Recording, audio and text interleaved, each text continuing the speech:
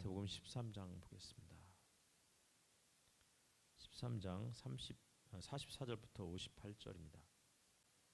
하늘나라는 밭에 숨겨놓은 보물과 같다. 어떤 사람이 그것을 발견하면 제자리에 숨겨두고 기뻐하며 집에 돌아가서는 가진 것을 다 팔아서 그 밭을 산다. 그가 값진 진주 하나를 발견하면 가서 가진 것을 다 팔아서 그것을 산다.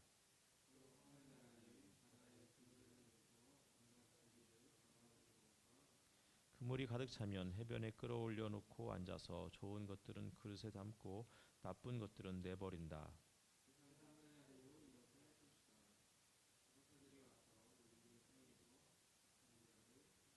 그들을 불아궁이에 쳐넣을 것이니 그들은 거기서 울며 이를 갈 것이다.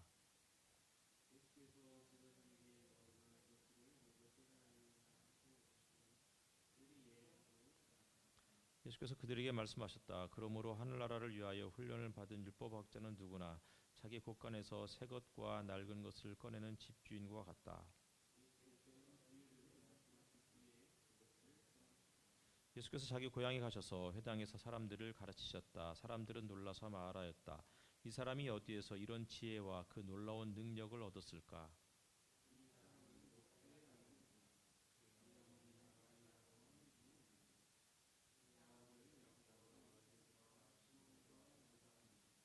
또 그의 누이들은 모두 우리와 같이 살고 있지 않은가?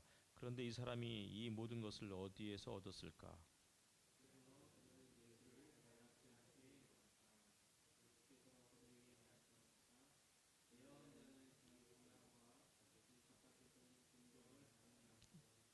같이 읽겠습니다. 예수께서는 그들의 믿지 않음 때문에 거기서는 기적을 많이 행하지 않으셨다. 마태복음 13장은 하나님 나라에 대한 비유 모음집들이죠. 그러니까 마태복음이 전체적으로 총 7편의 예수님의 설교가 담겨 있는데 그 중에 예수님의 설교의 이제 세 번째 부분에 해당되는 그런 내용입니다. 하나님 나라가 어떠할까?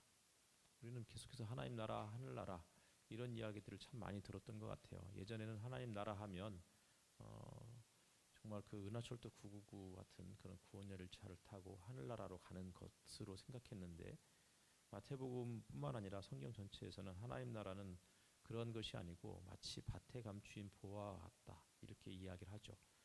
땅에 뿌려진 그러한 씨앗과 같고 밭에 감추인 보화와 같고 반주기에 넣은 누룩과 같다. 다시 말하면 하나님의 나라가 우리 가운데 있다라는 이야기들을 하고 있는 거예요. 실질적으로 이 비유를 하실 때 예수께서 첫 번째는 그 겨자씨의 비유를 쭉 설명한 다음에 그리고서 36절에 가면 그 뒤에 예수께서 무리를 떠나서 집으로 들어가셨다 이렇게 하면서 이제 밭의 가라지 비유에 대한 그 설명들을 해달라는 그런 그 이야기에 예수께서 이제 설명을 하시죠.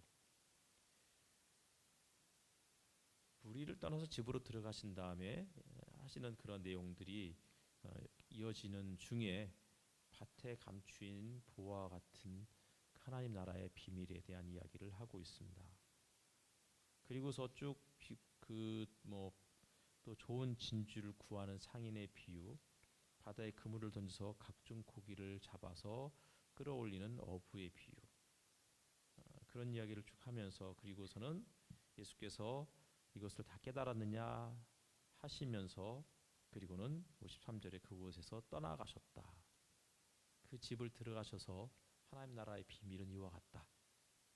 처음에는 무리들에게 하나님 나라는 그런 내용이어서 감탄해서 하는 이야기가 아니고 하는 이야기가 뭐냐면 54절에 가면은 이 사람이 어디에서 이런 지혜와 그 놀라운 능력을 얻었을까? 이 사람 목수의 아들이 아닌가? 그의 어머니는 마리아라고 하는 분이 아닌가?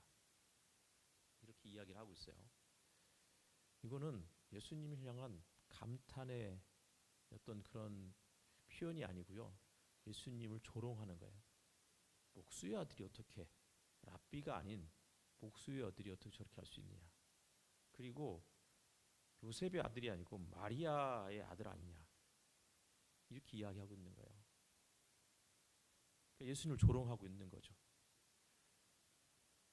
저희가 어렸을 때만 해도 아버지 없는 자식을 그렇게 그런 비난을 들을까봐 어머니들은 늘 자식들에게 더 잘 가르치려고 그렇게 노력을 했었어요. 애비 없는 놈. 어머니 없는 자식보다는 아비 없는 자식이 훨씬 더 큰 조롱거리였고 욕이었어요. 마찬가지로 예수님 때도 그랬다고요. 예수님을 향해서 마리아의 아들 아니냐. 이 말은 예수님을 조롱하는 거예요.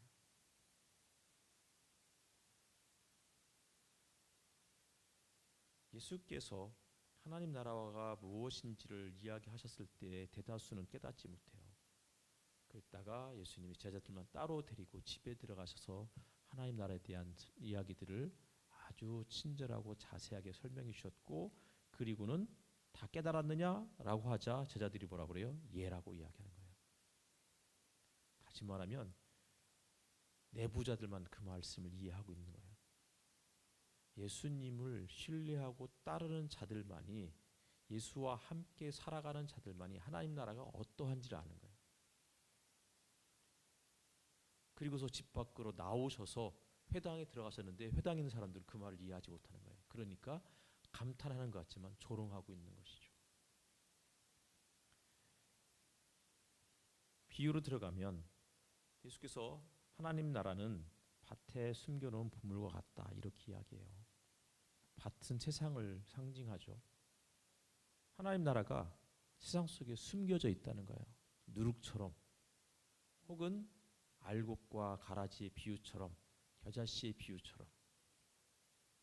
그런데 어떤 사람이 그것을 발견하는 거예요. 모든 사람이 발견하는 것이 아니고요. 어떤 사람이 누구겠어요? 예수를 가까이에서 따르고 그의 말씀을 듣는 자들, 내부자들이 그것을 발견하는 사람인 거죠. 그런 사람은 기뻐하며 집에 돌아가서 가진 것을 다 팔아서 밭을 산다는 거예요. 보물이 감추어져 있는 그 밭을 사는 거죠. 그 보물만 딱 해가면 좋겠는데 그렇지 않아요. 우리가 달란트의 비유 아시죠? 5달란트, 2달란트, 1달란트를 받은 사람. 1달란트는 어마어마한 금액이잖아요. 6천 데나리온이에요. 그러면 6천 데나리온이면 한 30년?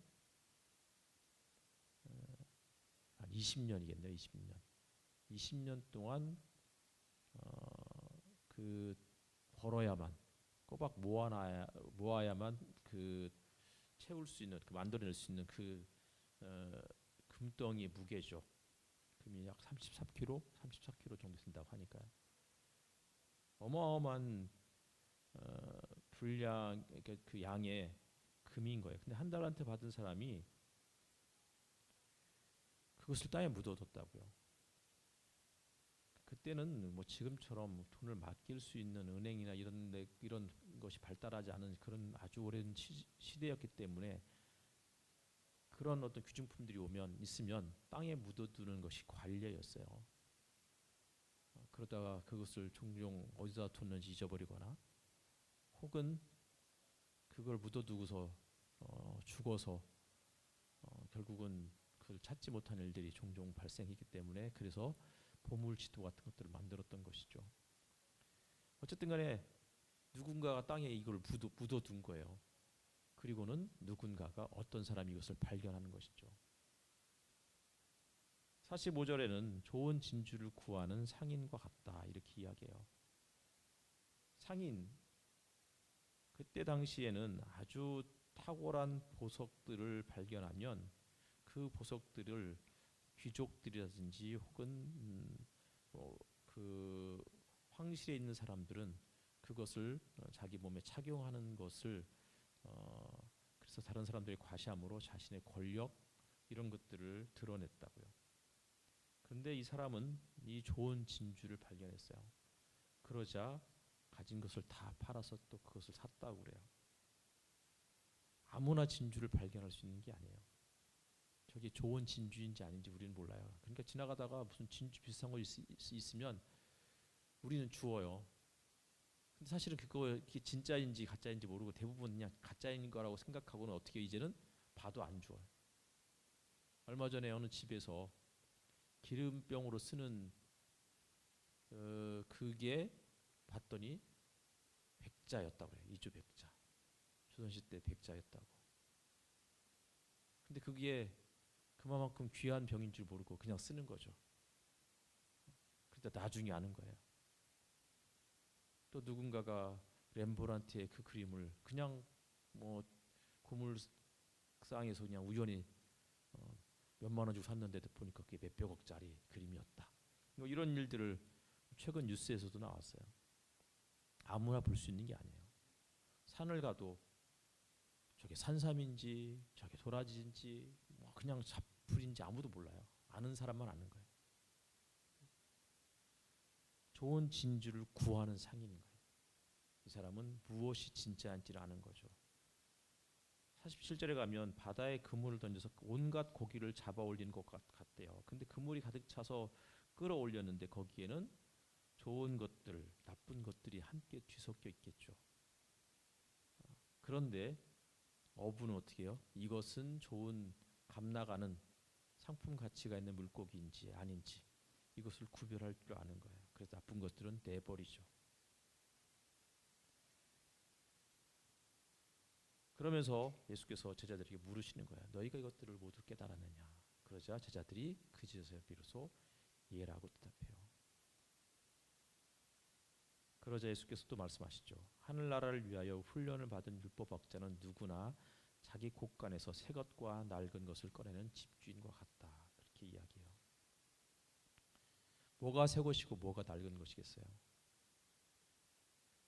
많은 추석학자들은 낡은 것은 예언자들이 그동안 구약으로부터 계속했던 그런 예언이라고 이야기해요.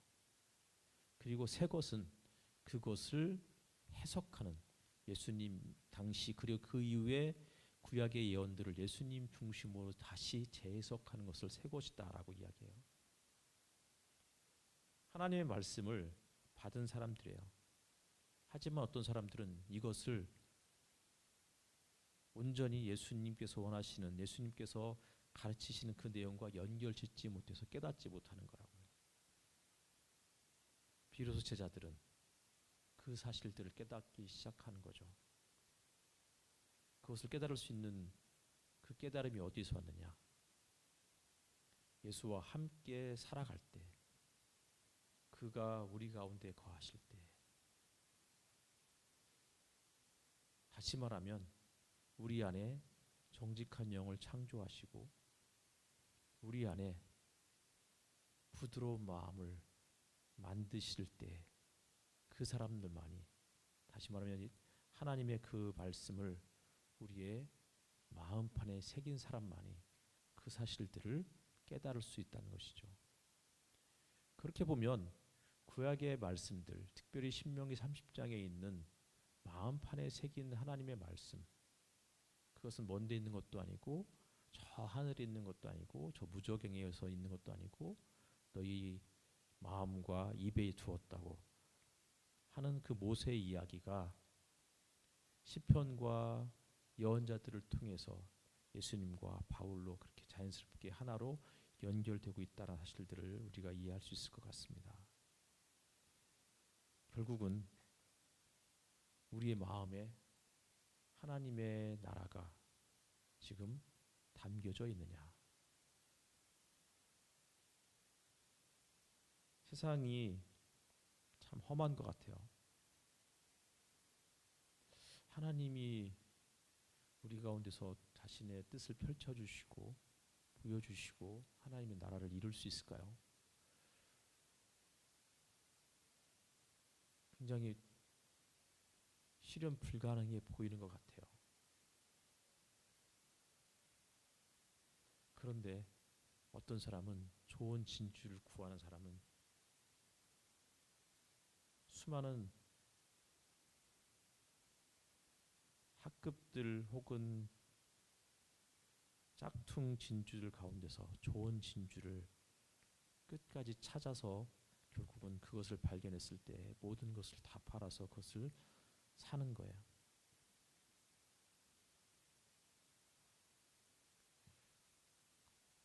삶이 고단하고 때로는 희망이 없어 보이는 상황에서도 좋은 진주를 찾아 나선 상인과 같은 그런 삶이 되었으면 좋겠습니다. 때로는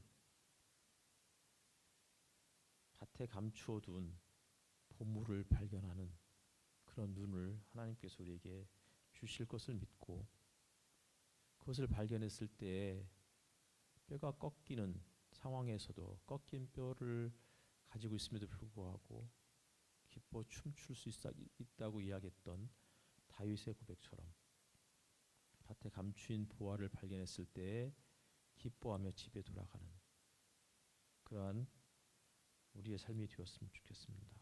그리고 이것을 모두 깨달았느냐라고 물으실 때 다 깨달았다고 이제는 보이지 않는 하나님 나라를 찾아서 발견하며 살아가는 그러한 삶을 살아가겠다고 하는 저와 여러분이 되었으면 좋겠습니다. 함께 시간 찬양하겠습니다. 내 영혼이 은총입어.